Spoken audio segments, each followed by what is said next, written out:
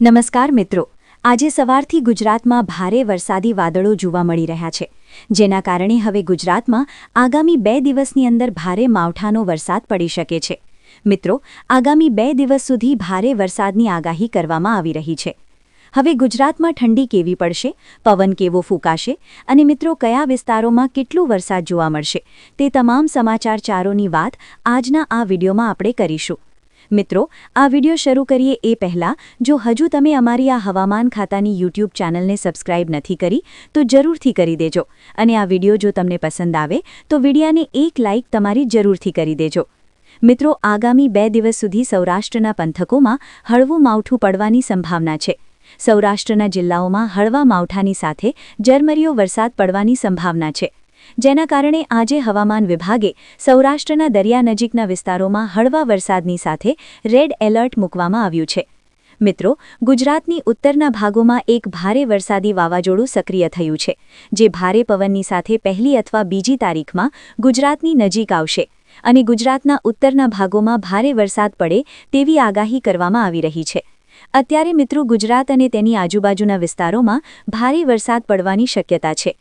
મધ્ય ભારતના વિસ્તારોમાં આગામી 2 દિવસ સુધી ભારે વરસાદની ચેતવણી પણ જાહેર કરવામાં આવી છે.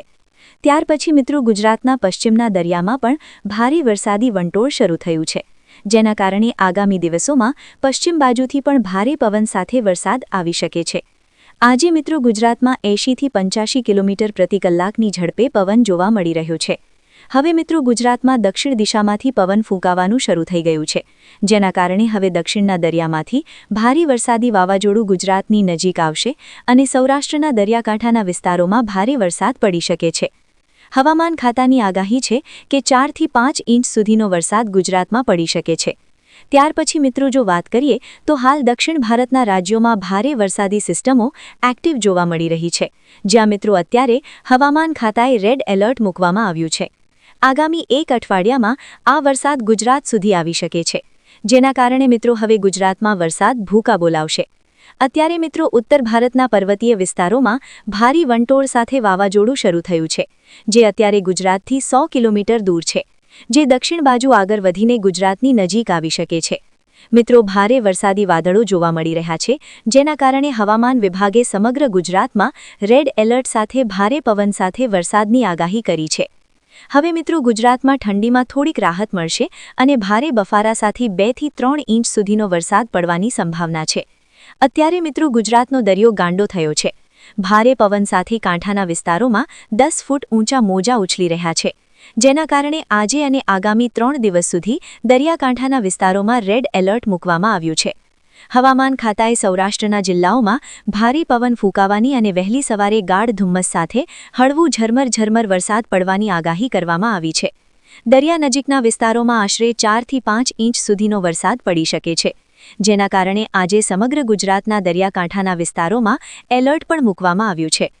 મિત્રો, ત્યાર પછી આજે હવામાન વિભાગે કરેલી નવી આગાહી ઉપર એક નજર કરીએ તો મિત્રો રાજ્યમાં ફરી એકવાર વાતાવરણમાં એક મોટું પલટો આવવાની સંભાવના વ્યક્ત કરવામાં આવી છે.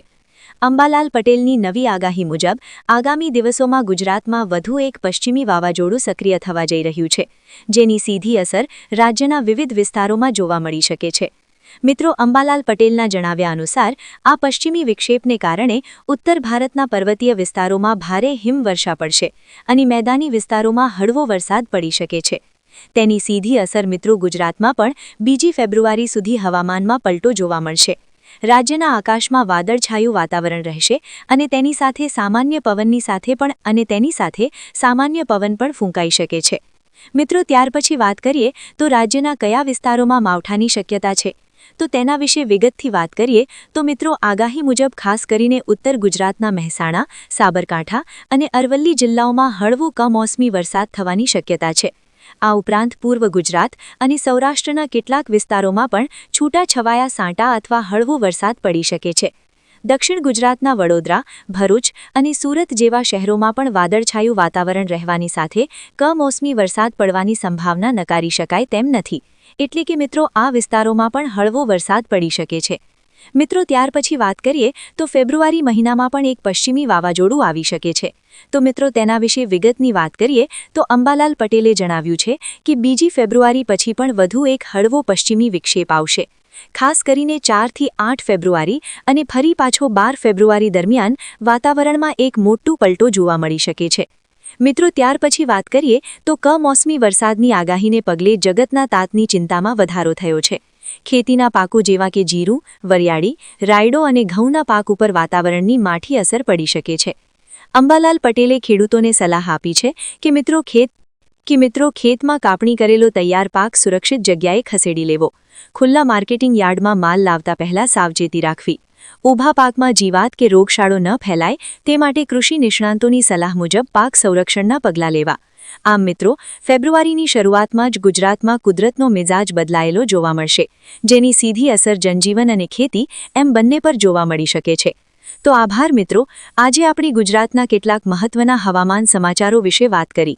જો મિત્રો તમે દરરોજ આવા તાજા હવામાન સમાચારોથી માહિતગાર રહેવા માંગો છો તો અમારી આ YouTube ચેનલને સબસ્ક્રાઇબ જરૂરથી કરી દેજો અને તમને એક વિનંતી છે કે આ વિડિયાને તમારી એક લાઇક જરૂરથી કરી દેજો.